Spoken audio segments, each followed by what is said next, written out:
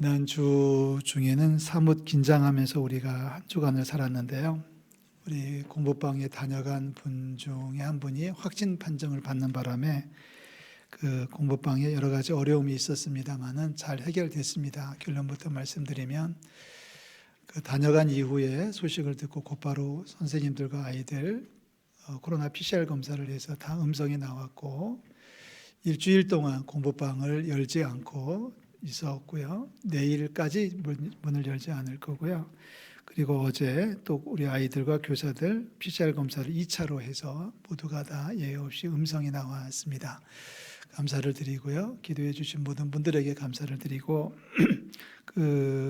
그래서 오늘 유치부실을 열었습니다. 오래간만에 한 주 만에 유치부실을 열어서 오늘 유치부 아이들이 예배를 했고 또 내일까지 그 공부방 아이들은 오지 않다가 화요일부터 정상적으로 운영을 하도록 그렇게 하겠습니다. 다시 한번 수고하신 모든 분들에게 감사를 드리고요. 여기까지 인도하신 주님 앞에 감사와 영광을 올려드립니다. 할렐루야. 어떤 사람이 식당에 가서 밥을 먹고 있었어요. 그런데 속이 부글부글 끓으면서 밥을 먹었습니다. 똑같은 음식인데 속이 부글부글 끓었던 이유는 안 좋은 일이 있었기 때문에 그랬습니다. 그러니까 그냥 그 음식이 돌 씹는 것 같은 마음으로 음식을 먹었다고 그래요. 먹기는 다 먹었어요. 배가 고프니까 먹었는데 좋은 마음은 아니었다. 그런데 옆에 테이블에 있는 사람은 아주 맛있게 그 음식을 감사함으로 기쁨으로 먹었습니다. 왜냐하면 3개월치 밀렸던 임금을 받는 바람에 밥을 먹을 수 있었어요. 그러니까 너무 좋아가지고 따뜻한 국물에 밥을 말아가지고 아주 맛있게 감사함으로 먹었습니다. 똑같은 음식인데 똑같은 식당인데 마음에 따라서 따뜻할 수도 있고 허술할 수도 있는 것이 우리의 인생입니다. 여기 앉아 계신 분들도 그 감사함으로 예배할 수 있고 투덜거림으로 예배할 수 있습니다. 한 분도 안 계실 줄로 믿습니다. 아멘. 두 사람이 길을 걸어가고 있어요. 두 사람이 길을 걸어가고 있는데 목적지도 같고 차림새도 똑같고 걸어가는 그 빠르기도 똑같습니다. 똑같은 걸음걸이로 뚜벅뚜벅 걸어가고 있는데 겉에서 볼 때는 아무런 차이를 못 느낍니다. 그런데 두 사람의 마음은 제각각입니다. 한 사람은 불평하고 원망하면서 걷고 있고 다른 한 사람은 감사하며 기쁨으로 걸어갑니다. 한 사람은 언제까지 걸어야 되는지 투덜거리면서 걷고 있고요.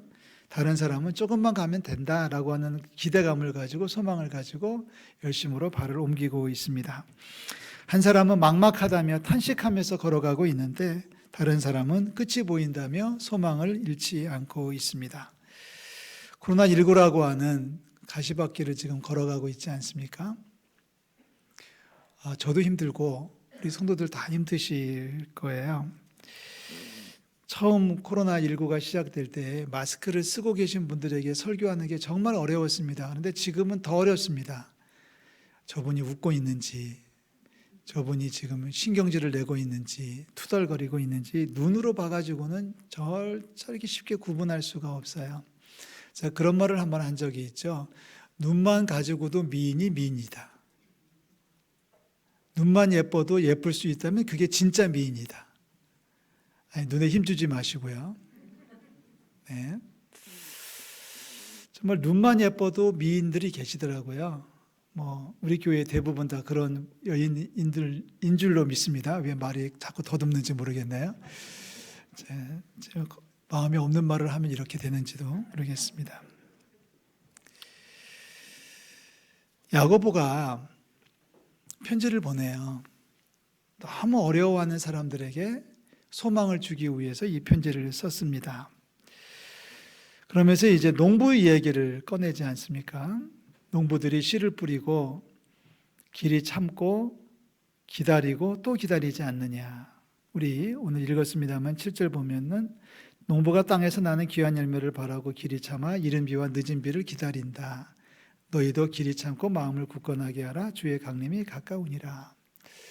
오늘 설교 제목입니다. 따라해 보시죠. 바라고 기다립니다.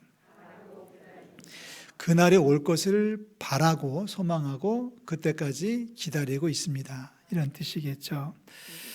그래서 야고보는 야고보서를 시작하자마자 정말 하고 싶었던 말을 선포를 해요. 그것이 1장 2절 말씀입니다. 1장 2절 띄워주시면 다 같이 읽겠습니다. 내 형제들아 너희가 여러 가지 시험을 당하거든 온전히 기쁘게 여기라. 아멘. 4절도 읽을까요? 인내를 온전히 이루라. 이는 너희로 온전하고 구비하여 조금도 부족함이 없게 하려 함이라. 아멘. 야고보가 살던 그 시절 굉장히 어려웠던 것은 다 아시잖아요. 박해가 있었고 핍박이 있었고 우리보다 더 어려웠습니다만은 요즘은 우리도 그에 못지않은 어려움을 겪고 있는 분들이 많이 있다고 알고 있습니다. 그런데 야고보는 하는 말이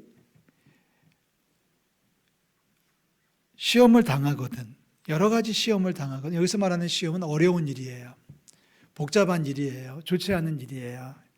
다칠 수도 있고 병들었을 수도 있고 또 가정에 어떤 우환이 생길 수도 있고 경제적으로 고통을 느낄 수도 있고 어떤 이유든지 간에 어려움을 당하거든 야고보가 뭐라고 그래요? 온전히 기쁘게 여겨라.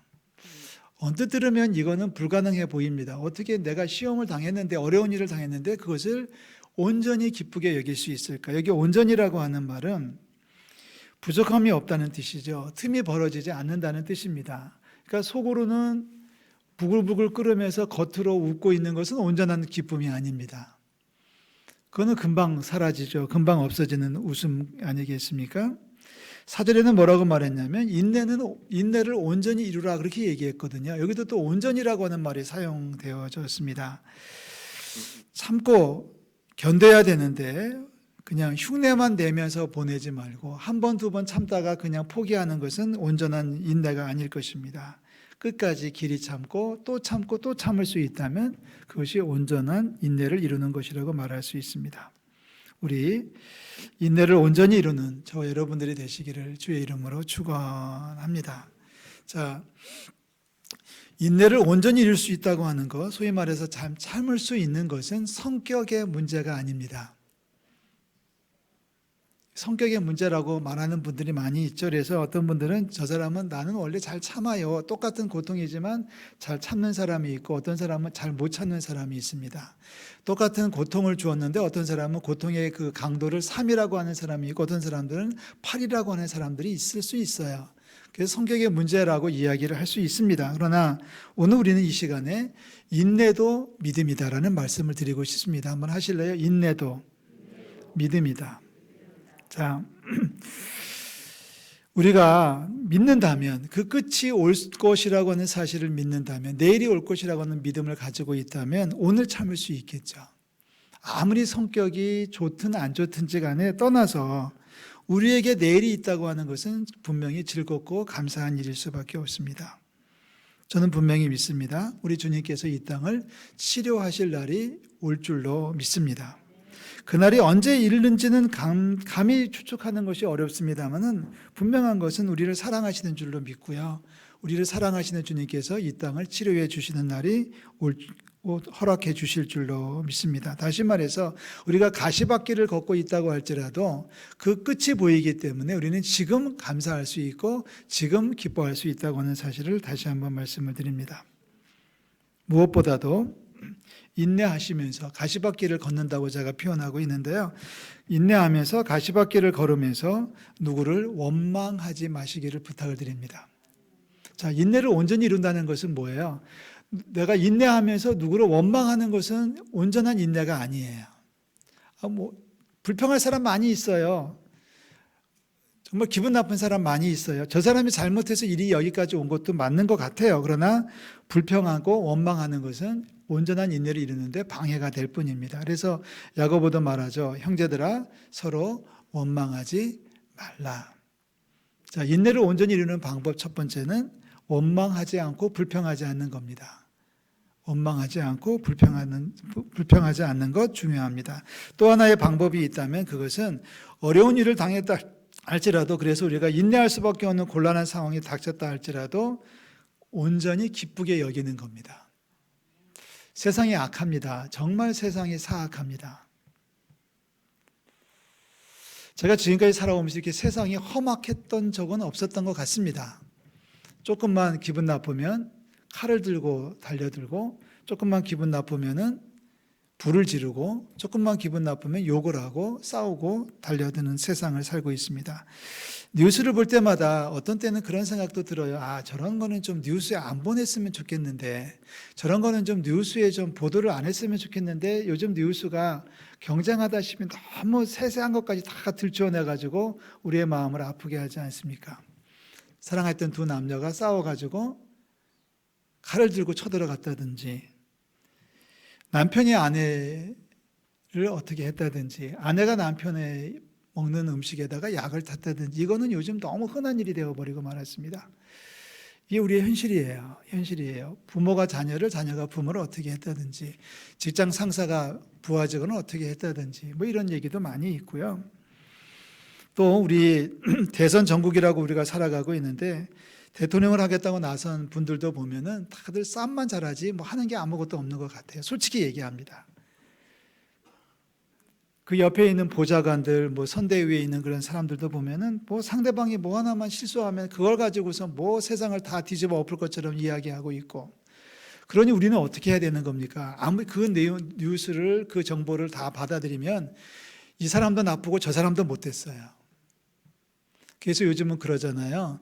덜 못된 사람을 뽑아야 된다고. 여러분 아십니까? 어떤 사람이 대통령 되는 것을 원하는 사람이 35%면 그 사람이 대통령이 안 되기를 바라는 사람이 45%예요. 비호감 숫자가 훨씬 더 많습니다. 정말 기도 많이 해주셔야 됩니다. 이러할 때 우리가 어떻게 살아가느냐? 사랑하는 성도 여러분, 더 많이 감사하고 더 많이 축복하고 사랑하시기를 주의 이름으로 축원합니다. 야고보는 그렇게 얘기해요. 어려운 일을 당했어요? 그렇다면은 기쁘게 여기세요. 기쁨으로 사세요라고 얘기해요. 어려운 일을 당했다 할지라도 온전히 기쁘게 여겨라. 무슨 뜻이겠습니까? 여러분, 웃음을 잃지 않기를 주의 이름으로 축원합니다. 미리 말씀드릴게요. 이번 한 주간은 그 어느 때보다도 더 많이 웃으시기를 주의 이름으로 축원합니다. 더 많이 웃자고요. 아니, 세상 못 웃어요. 지금 세상 돌아가는 거 보면 사실 웃을 수 있는 사람 별로 없어요. 웃지 못합니다. 다 그 웃음이 다 가짜고요. 가증스럽고요. 문제가 있는 웃음이라는 거예요. 그러나 우리는 예수님을 생각하니까 웃을 수 있는 거예요. 끝이 보이지 않아요? 끝이 지금 보이지 않으십니까? 우리 주님께서 우리를 사랑하사 이 땅을 치료해 주실 줄로 믿습니다. 어떤 엄마가 아이를 키우는데 아이가 학교에 갔다가 사고를 치고 돌아왔어요. 그 소식을 다 들은 엄마가 아이를 바라보면서 웃으면서 이렇게 얘기합니다. 야, 내가 너 보니까 그냥 웃음밖에 안 나온다. 너를 보니 내가 웃음밖에 안 나온다. 여러분, 그 웃음이 진짜 웃음이에요? 가짜 웃음이에요? 가짜 웃음입니다. 그런 웃음은 아무 소용이 없다는 거예요. 그런 웃음은 안 하는 게 더 좋아요. 그런 웃음을 썩은 미소라고 얘기합니다. 그러니까 그런 웃음을 웃으면 웃을수록 더 냄새만 나고 더 안 좋은 것만 일어난다는 얘기를 하고 있습니다. 우리 진짜 웃을 수 있기를, 진심으로 웃을 수 있기를 주의 이름으로 축원합니다. 왜 웃을 수 있어요? 주님께서 이 땅을 치료하시고 우리를 사랑하시기 때문에 그 믿음이 있으니까 웃는 거예요. 성격이 좋아서 웃는 게 아니라 그 믿음이 있으니까 오늘 이 자리에서 웃을 수 있는 것을 믿으시기를 주의 이름으로 축원합니다. 따라서 주님께서 이 땅을 치료하신다는 사실을 믿는 사람들은 이 일이, 이 사건이, 이 사태가 언제 끝날 것인지에 대해서 골몰하는 것은 안 됩니다. 이 일이 언제 끝날까라고 하는 것에 머리를 너무 쓰다가 시간을 허비하는 것은 하나님의 뜻이 아니에요. 우리의 관심은 거기에 있지 않습니다. 우리의 관심은 이 일을 통해서 우리가 얼마나 성숙될 수 있을까, 얼마나 성장할 수 있을까, 얼마나 진보할 수 있을까에 관심을 가지고 지금부터 노력을 해야 되는 거예요. 병을 얻으셨습니까? 병을 얻을 수도 있겠죠. 수술을 할 수도 있겠죠. 많은 분들이 그런 얘기를 하죠. 병을 얻으면 얼마나 살 수 있을까요? 나는 얼마나 더 살 수 있을까요? 거기에 관심이 많아요. 많은 분들이 병원에 입원을 하시면 제일 많이 질문하는, 의사에게 제일 많이 질문하는 게 무슨 질문인지 아세요? 수술을 받고 나면 의사한테 하는 첫 번째 질문은 뭐냐면 언제쯤 퇴원할 수 있을까요? 제일 궁금한 거예요. 언제쯤 태어날 수 있을까? 언제쯤 걸을 수 있을까? 언제쯤 생활이 완벽하게 돌아갈 수 있을까? 언제쯤 회복될 수 있을까? 언제 그 날짜를 따지기에 급급한 세상입니다. 우리는 분명히 믿어요. 주님께서 가장 좋은 시간에 가장 정확한 방법으로 우리를 치료하시고 회복하게 해주실 줄로 믿습니다. 그러니까 우리의 관심은 뭐냐면은 그날이 언제가 될지라도 거기에 골몰하지 아니하고 그날이 이를 때까지 이 과정을 거쳐 나가면서 내가 얼마나 성장할 수 있을까, 얼마나 진보할 수 있을까에 거기에다 더 많은 관심을 가져야 된다는 거예요. 분명히 우리는 나을 줄로 믿고 회복될 줄로 믿습니다. 그런데 우리가 회복이 됐는데 보니까 다 떨어졌어요. 믿음이 다 해졌어요. 믿음이 다 없어져 버렸어요. 그러면 안 된다는 거죠. 코로나19도 주님께서 회복해 주실 줄로 믿습니다. 마지막에 가서 우리는 주님을 만날 거예요. 주님 앞에 설 거예요. 그때 우리는 주님 앞에 얘기할 수 있어야 되겠죠. 보세요, 주님. 이 어려운 가시밭길을 걸어왔는데요. 믿음을 지켰어요. 이 길이 시작될 때 제 믿음은 요만했는데 2년 동안 3년 동안 살아오면서 이 가시밭길을 걸어오다 보니까 제가 믿음이 이만큼 자랐어요. 그 고백을 할 수 있어야 된다는 얘기예요. 우리 주님이 기다리시는 것은 그거예요. 해지고 너덜너덜해지는 믿음으로 끝날 때까지 버티다가 끝나고 나서 나 죽을 뻔했어요 라고 푸념하는 사람이 아니라 주님 보세요. 내 믿음이 요만했는데 지금은 이만해졌어요 라고 말할 수 있는 그러한 성도들을 주님께서는 기다리고 계신 줄로 믿습니다. 기다리십시오. 바라고 기다리십시오. 주님의 날을 바라고 참고 기다리시기를 주의 이름으로 축원합니다.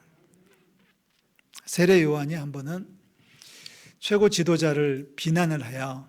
좀 비리를 막 폭로를 했더니 군인들이 와가지고 세례 요한을 감옥에 가두어 버렸습니다. 세례 요한은 이제 고민인 거죠. 감옥에 갇혔으니까 제일 궁금한 건 뭐예요?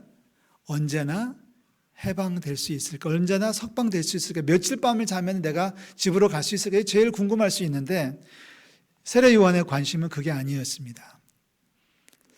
예수님에 대한 이야기가 들려오거든요. 예수님에 대한 이야기가 들려오니까 세례 요한이 제자들을 보내가지고 예수님에게 묻습니다. 오실 그이가 당신이 오니까 우리가 다른 일을 기다리오리이까? 세례 요한은 감옥에서도 메시아를 기다렸다는 얘기예요.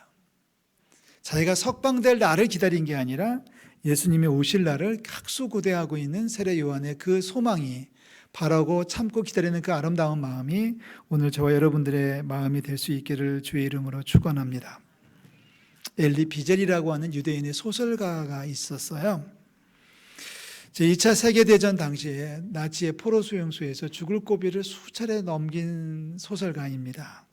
홀로코스트라고 하죠. 대학살을 겪으면서도 목숨을 부지할 수 있었던 이 엘리 비젤이 단편 소설을 많이 발표했는데 그 중에 한 가지 이런 내용이 있습니다. 한 예언자가 있었어요. 하나님의 말씀을 받아가지고 세상에 선포를 합니다. 거리를 다니면서 사람들에게 하나님께로부터 받은 메시지를 외쳤습니다. 여러분, 죄악에 물든 세상에서 물들지 말고 죄악에 물든 세상에서 돌아서서 삶을 회개하고 변하여 새 사람 돼야 됩니다. 세상에 물들지 말고 믿음을 지켜야 됩니다. 잘못된 것이 있다면 회개하고 변하여 새 사람 돼야 됩니다. 목이 터져라고 외쳤습니다. 아침에 일어나서 저녁이 될 때까지 하루 종일 며칠 동안 계속 목이 터져라고 외쳤습니다. 그런데 아무도 그 말을 듣는 사람이 없었습니다. 그 누구도 그 앞에 와가지고 귀담아 듣는 사람이 없었습니다. 그 모습이 딱했는지 한 젊은이가 예언자에게 와가지고 이렇게 질문을 던집니다. 딱하시네요. 아무도 안 듣잖아요. 왜 목이 터지라 고생하시는 거예요? 아무도 안 듣잖아요. 그만 좀 하세요. 라고 이제 젊은이가 예언자에게 권면을 했습니다. 예언자가 초췌해진 모습으로 그 젊은이를 바라보면서 이렇게 얘기를 합니다. 젊은이, 나도 사람들이 내 말을 안 듣는다는 건 나도 알고는 있어요. 나도 처음엔 사람들이 내 말을 듣고 돌아올 줄 알았지. 근데 아무도 안 듣더라고. 아무도 안 듣고 다들 세상에 빠져가지고 저렇게 난리만 치고 험악하게 살고 있는 거 아니야? 이 예언자가 젊은이에게 이렇게 마치는 마지막 얘기를 던집니다. 그런데 내가 왜 외치는 줄 알아? 이제는 저 사람들 때문에 내가 타락할까 봐 나 자신을 향해서 외치는 거야. 나도 저 사람들처럼 되지 않으려고 나를 향해서 계속 외치고 있는 거야. 사람들이 나를 어떻게 하지 못하도록 나에게 외치고 있는 것뿐이야. 여러분, 이 짧은 단편이 주는 메시지는 분명합니다. 여러분, 세상에 휩쓸리지 않기를 주의 이름으로 축원합니다. 세상에 넘어가지 않기를 주의 이름으로 부탁을 드립니다. 세상 사람 100명이 다 그렇게 한다고 할지라도 여러분 거기에 끌려다니지 않기를 주의 이름으로 축원합니다. 세상을 원망하거나 불평하지 마십시오. 어려운 일을 당했다고 해서 낙심하지 말고 오히려 기쁨으로 받아들이시고 웃으면서 하루하루를 살아가시기를 주의 이름으로 축원합니다. 이번 대강제를 시작하면서 계속해서 얘기하고 있는 세 가지 주제죠. 더 많이 감사하고, 더 많이 사랑하고, 더 많이 축복하며 살아가는 저 여러분들이 되시기를 주의 이름으로 축원합니다. 이 마지막 터널을 빠져나갈 때, 가시밭길의 마지막을 빠져나갈 때, 아니 예수님 다시 오시는 날 우리가 예수님 앞에 섰을 때 우리가 주님 앞에 간증할 수 있으면 좋겠어요. 주님 정말 어려웠어요. 죽을 뻔했어요. 그런데 저 열심으로 살았더니 시작할 때 제 믿음은 요만했는데 지금은 이 믿음이 이만해졌어요. 코로나 때문에 제 믿음이 이만큼 자랐어요. 라고 간증할 수 있는 여러분들 되시기를 주의 이름으로 축원합니다. 세례 요한 이야기를 하고 마치려고 합니다. 세례 요한이 보낸 제자들이 돌아가고 난 다음에 예수님께서 당신의 제자들을 앞에 앉혀놓고 말씀을 하셨어요. 그러면서 하시는 말씀 가운데 아주 중요한 말씀이 11장 11절입니다. 내가 진실로 너에게 말한다. 여자가 낳은 자 중에 세례 요한보다 큰 이가 일어나지 않았다. 그러나 천국에 가면 극히 작은 자라도 그보다 클 것이다. 할렐루야. 무슨 말이에요? 세례 요한이 제일 큰 사람이야. 제일 위대한 사람이야. 그런데 천국에 가면 세례 요한보다 작은 사람은 없어. 여러분, 천국에서 하나님 앞에 큰 자로 인정받는 여러분들이 되시기를 주의 이름으로 축원합니다. 세상이 힘들다고 할지라도, 세상이 어렵다고 할지라도 여러분 위축되지 마십시오. 주눅 들지 마십시오. 세상 사람들 앞에 겁먹지 마십시오. 코로나 앞에 겁먹지 마십시오. 우리를 하나님께서 큰 자로 만들어 주실 줄로 믿고요. 천국에서 큰 자가 되는 축복이 넘쳐나기를 주의 이름으로 축원합니다. 기도하겠습니다. 하나님 아버지, 은혜와 사랑을 감사드립니다. 대강절 세 번째 주일을 맞아서 저희들은 예배합니다. 하나님 앞에 우리의 얼굴을 보여드리며 예배할 수 있음에 감사를 드리고, 하나님 혹은 코로나 때문에 여러 가지 어려운 일이 있어서 가정에서 예배하는 이들도 있습니다. 아버지, 우리 예배를 받아주시고 영과 진리로 예배하는 성도들 마음속에 하나님의 은혜와 평강을 더하여 주시옵소서. 주님께서 우리를 회복하시고 우리를 치료하시는 날을 저희들은 알고 있습니다. 믿고 있습니다. 그날이 될 때까지 바라고 참고 기다리는 저희들 되게 도와주시옵소서. 아버지여, 인내를 온전히 이룰 수 있기를 원합니다. 불평하면서 투덜거리면서 참지 말게 도와주시고, 기왕에 참는다면 그날이 올 것을 믿으면서 기뻐하며 감사함으로 참을 수 있도록, 그래서 인내를 온전히 이루는 저희들 될 수 있도록 주장하여 주시옵소서. 세상이 힘듭니다. 그렇다고 저희들 불평하고 원망하지 말게 도와주시고, 세상이 악해졌습니다. 사악합니다. 그러나 저희들 웃음을 잃지 않도록 도와주시고, 더 많이 웃는 이번 대강절 셋째 주간이 될 수 있도록 주여 역사하여 주시옵소서. 천국에서 극히 큰 자라 일컬음을 받는 그날까지 오늘을 달려가게 하시되 감사하며 사랑하며 축복하며 살아가는 우리 모든 성도들 하나님 주장하여 주시옵소서. 예수 그리스도의 이름으로 기도하옵나이다. 아멘.